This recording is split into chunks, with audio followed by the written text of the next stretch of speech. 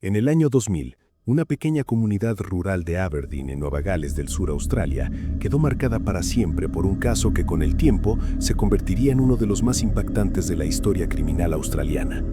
La protagonista fue una mujer que, hasta ese momento, llevaba una vida aparentemente común, trabajadora de matadero, madre y vecina de una localidad tranquila donde casi todos se conocían.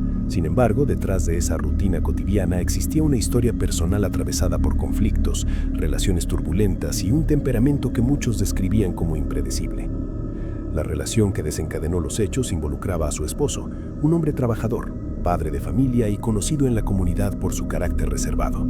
Lo que comenzó como una relación sentimental en un entorno pequeño, donde las dinámicas personales rápidamente se vuelven públicas, fue evolucionando hacia una situación cada vez más tensa. Amigos y familiares notarían con el tiempo señales de alarma, discusiones frecuentes y una convivencia marcada por altibajos emocionales. Lo que distingue este caso no es únicamente el crimen en sí, sino la cadena de circunstancias que lo rodearon, antecedentes de violencia en relaciones anteriores, advertencias que parecieron no tomarse con la gravedad suficiente y una escalada de conflictos que terminó rompiendo la tranquilidad del pueblo. Cuando finalmente las autoridades intervinieron, el impacto fue inmediato y profundo, no solo por lo ocurrido, sino por lo que revelaba sobre la dinámica previa entre los implicados. Este es el caso de Catherine Knight. Catherine Mary Knight nació el 24 de octubre de 1955 en Tenterfield, Nueva Gales del Sur, Australia. Desde el primer momento, su historia personal se vio envuelta en violencia, disfunción familiar y comportamientos que fueron escalando con los años. La infancia de Catherine fue complicada. Creció en un ambiente familiar marcado por conflictos constantes, alcoholismo y violencia. Sus padres eran Ken Knight y Barbara Ruffin, y se sabe que el ambiente en el hogar fue muy tenso desde temprana edad, con episodios de violencia física y abuso. Desde joven, Catherine demostró problemas de conducta y una forma de relacionarse con el mundo que iba más allá de lo habitual. Algunos que la conocieron en la adolescencia recuerdan que podía ser agresiva, impulsiva y con rabietas violentas cuando las cosas no iban como ella quería. A los 15 años dejó la escuela, sin haber aprendido a leer o escribir bien, y pronto buscó trabajo.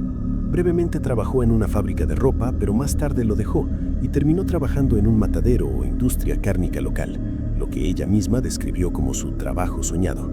Allí no solo aprendió a manejar cuchillos con gran habilidad, sino que desarrolló una fascinación por las herramientas de trabajo y el ambiente de carnicería.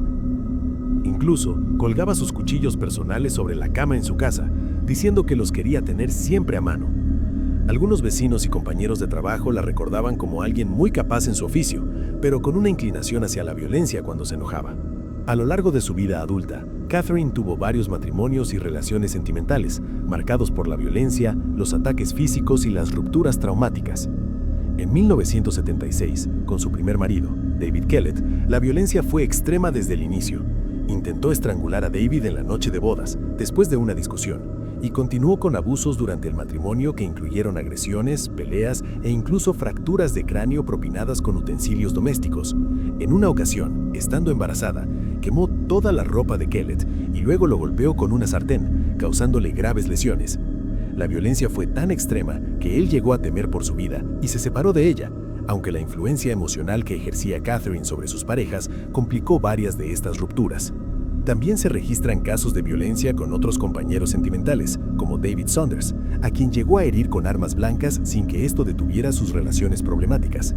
En uno de los hechos más recordados de su vida previa, llegó a cortar la garganta del cachorro de Saunders para intimidarlo y demostrarle lo que, según ella, podría hacerle si la traicionaba. La conducta violenta de Catherine no se limitó solo a parejas.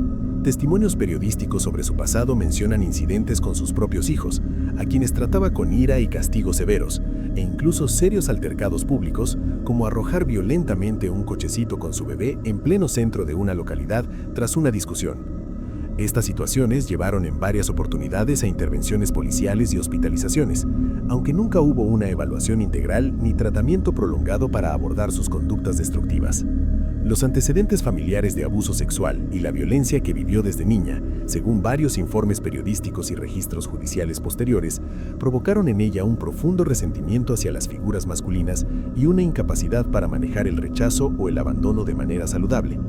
Esto, junto a lo que los peritos definirían años después como trastorno límite de la personalidad, influyó en su vida adulta y en sus relaciones sentimentales de manera significativa. En el pueblo de Aberdeen, en Nueva Gales del Sur, donde se mudó a mediados de los años 90, conoció a John Charles Thomas Price, un hombre de 44 años, minero de profesión, divorciado y con hijos de una relación anterior. John era un hombre respetado en el pueblo, tranquilo y conocido por su buena reputación. A pesar de que varias personas cercanas a él habían expresado preocupación por la relación, John decidió darle una oportunidad. Catherine y John se conocieron en un club social local donde comenzaron a verse, ya que ambos eran miembros de una comunidad relativamente pequeña donde las interacciones sociales eran frecuentes. John, que trabajaba como minero y había terminado una relación anterior, se interesó por Catherine y poco a poco comenzaron a salir. Después de algunos meses de noviazgo y con una relación que iba ganando profundidad, John invitó a Catherine a que se mudara con él en su casa. Él trabajaba desde hacía años en la industria minera y tenía una posición económica estable, lo que contrastaba con varias de las relaciones anteriores de Catherine en las que había tensión económica y emocional. La mudanza marcó el inicio de un periodo en el que la pareja convivió bajo el mismo techo, aunque con diversos momentos de tensiones que se hicieron cada vez más notorios en su entorno social inmediato. Cuando Catherine y John comenzaron a convivir alrededor de 1995 en Aberdeen, la relación al principio parecía relativamente normal para quienes los rodeaban. En ese momento, los vecinos comentaban que la vida era en general agradable dentro del hogar, aunque con episodios de discusiones regulares, sobre todo relacionados con el carácter intenso de Catherine y su necesidad de control. Con el paso del tiempo, las tensiones crecieron significativamente. La convivencia pronto se caracterizó por conflictos frecuentes, peleas cada vez más intensas y conductas controladoras por parte de Catherine.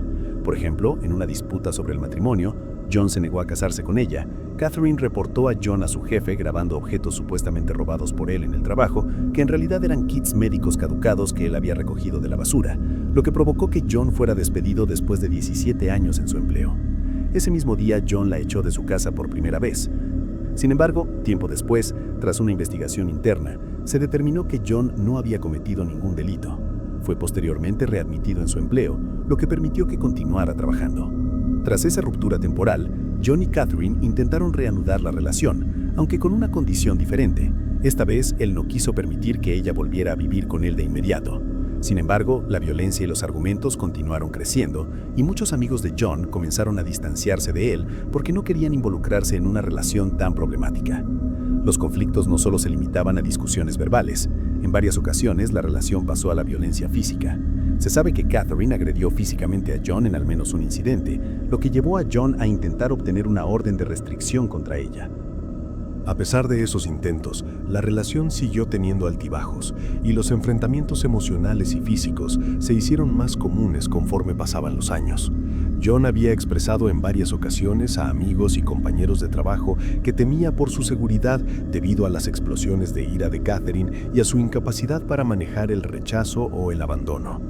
En febrero de 2000, la relación entre Catherine y John, marcada por años de violencia y conflictos, llegó a un punto crítico. John, tras múltiples episodios de abusos por parte de Catherine y con la esperanza de poner fin a la situación, acudió al Scone Magistrates Court para intentar obtener una orden de restricción contra ella. Durante ese día, él les dijo a sus compañeros que si no aparecía al día siguiente en el trabajo, probablemente Catherine lo habría asesinado, reflejando el miedo real que sentía por su seguridad.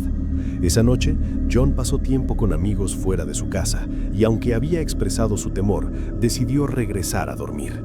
Más tarde, antes de medianoche, Catherine ingresó silenciosamente al hogar mientras John dormía. Utilizó un cuchillo, presumiblemente agudizado con antelación, y lo apuñaló al menos 37 veces, infligiendo heridas mortales tanto en el frente como en la espalda de su cuerpo. Después de asegurarse de que John estaba muerto, las acciones de Catherine tomaron un giro macabro y extremadamente perturbador. Con las habilidades que había adquirido trabajando en un matadero, procedió a desollar por completo el cuerpo de John, retirando la piel en un solo pedazo que luego colgó de un gancho para carne dentro de la casa. Acto seguido, decapitó a John y colocó la cabeza en una olla con verduras sobre la estufa. Cortó partes del cuerpo y las cocinó con vegetales como papas, calabaza, remolacha, calabacín y salsa, con la aparente intención de preparar una comida humana para los hijos adultos de John.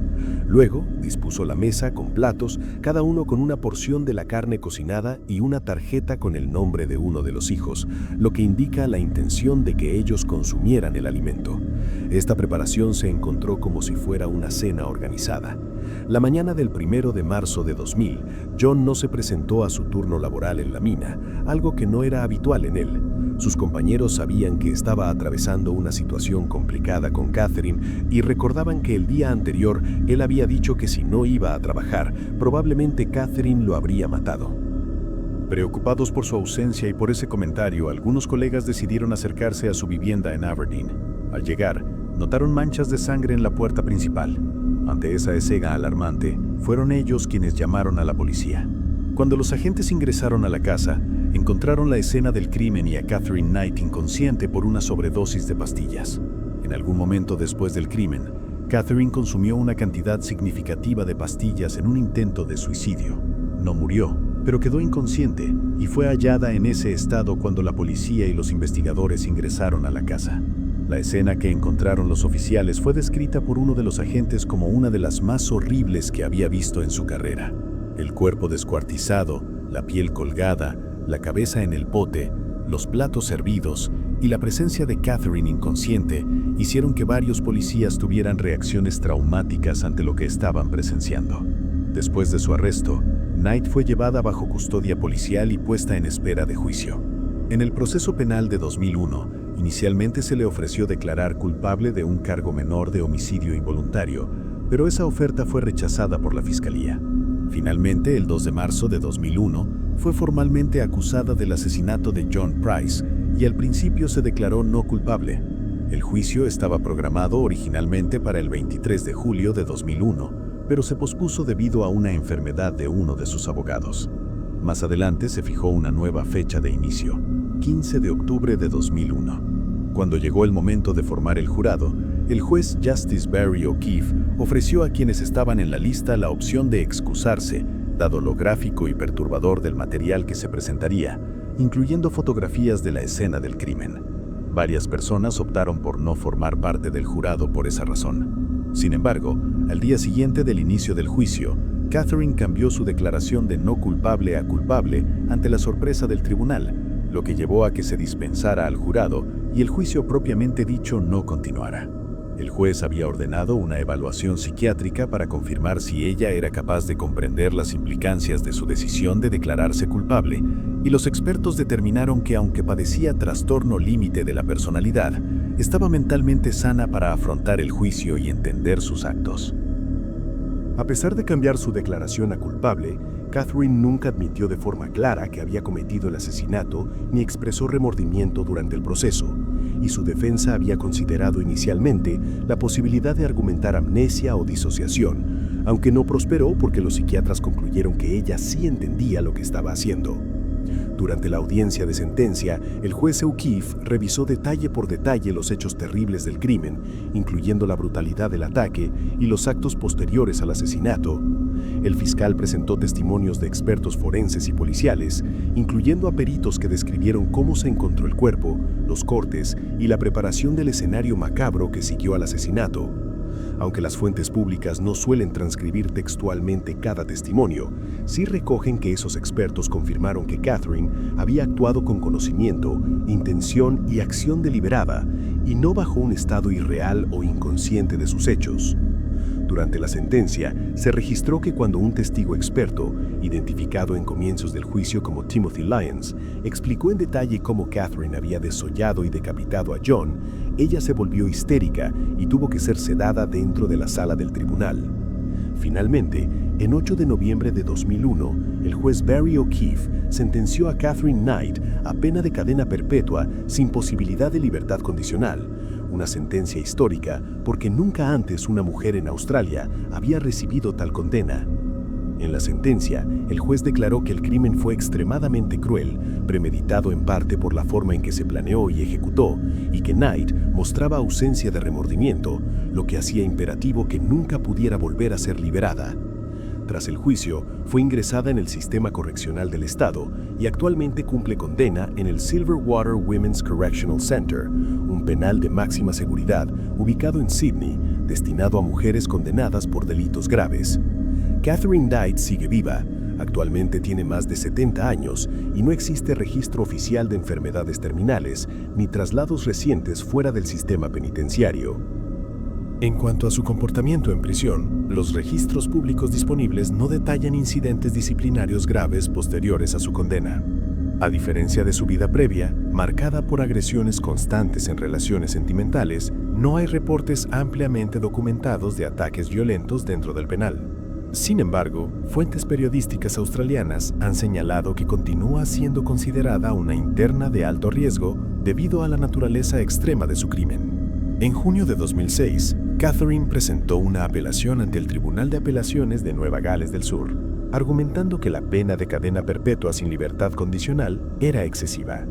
El tribunal, compuesto por los jueces Peter McClellan, Michael Adams y Megan Latham, rechazó la apelación en septiembre de 2006. El juez McClellan declaró que el crimen era espantoso y casi inimaginable en una sociedad civilizada, reafirmando que la sentencia original era adecuada y justificada. Durante todo el proceso, desde el arresto hasta la apelación, no hay registros de que Catherine haya expresado arrepentimiento ni haya colaborado voluntariamente en detalles de los hechos más allá de su declaración de culpabilidad. Los testimonios de expertos presentados en el juicio y ante los tribunales señalaron que aunque padecía trastornos de personalidad, estaba consciente de sus actos y plenamente responsable de ellos. En la actualidad, Catherine continúa cumpliendo su condena y su caso sigue siendo citado en análisis criminológicos como un ejemplo de uno de los crímenes más impactantes en la historia penal australiana. Antes de terminar el video, aquí les dejo información extra.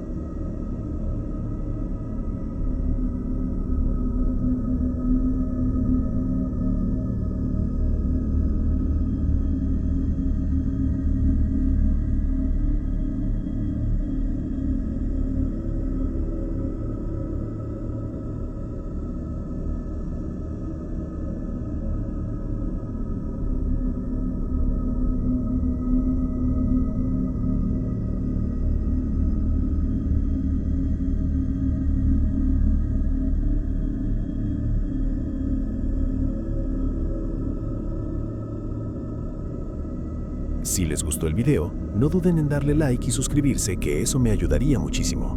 Gracias por su tiempo y atención. Que tengan un buen día.